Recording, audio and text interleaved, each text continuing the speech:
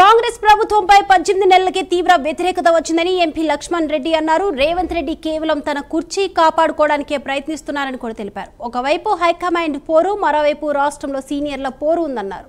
రాహుల్ గాంధీని కలవడానికి సీఎం రేవంత్ ఢిల్లీకి 45 సార్లు వెళ్లారని, అనేక సార్లు అపాయింట్మెంట్ దొరకలేదని విమర్శించారు. సీఎం రేవంత్ రెడ్డి ఢిల్లీకి మూటలు మోస్తున్నారని, సీఎం పదవిని రాహుల్ గాంధీ వద్ద తాకట్టు పెట్టారని ఎంపీ లక్ష్మణ్ ఆరోపించారు. రేవంత్ రెడ్డి గారు ఈ 18 నెలల్లో కేవలం తన కుర్చీ కాపాడుకోవడానికి ఒకవైపు హైకమాండ్ పోరు, ఇక్కడ రాష్ట్రంలో వాళ్ళ కాంగ్రెస్ సీనియర్ల పోరు.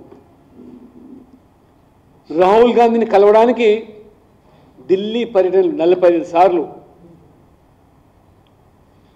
అనేక సందర్భాల్లో అపాయింట్మెంట్ దొరకకుండా పడిగాపులు కాసి తిరిగి వచ్చినటువంటి ఉదంతాలు రేవంత్ రెడ్డి గారు.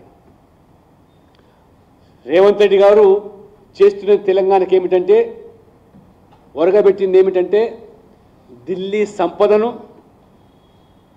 మరి ఆ మూటలన్నీ కూడా ఢిల్లీకి మోస్తున్నారు. తెలంగాణకు మాత్రం ₹1 పెట్టుబడి తీసుకురావడం లేదు.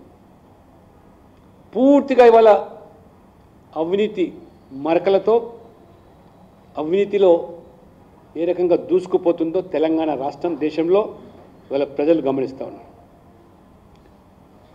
అత్యంత ఉత్తమమైన రాజ్యాంగ పదవి, ముఖ్యమంత్రి పదవిని ఇవాళ రాహుల్ గాంధీ వద్ద తాకట్టు పెట్టి తెలంగాణ ప్రజల ఆత్మగౌరవాన్ని ఏ రకంగా దెబ్బతీస్తున్నారో తెలంగాణ ప్రజలు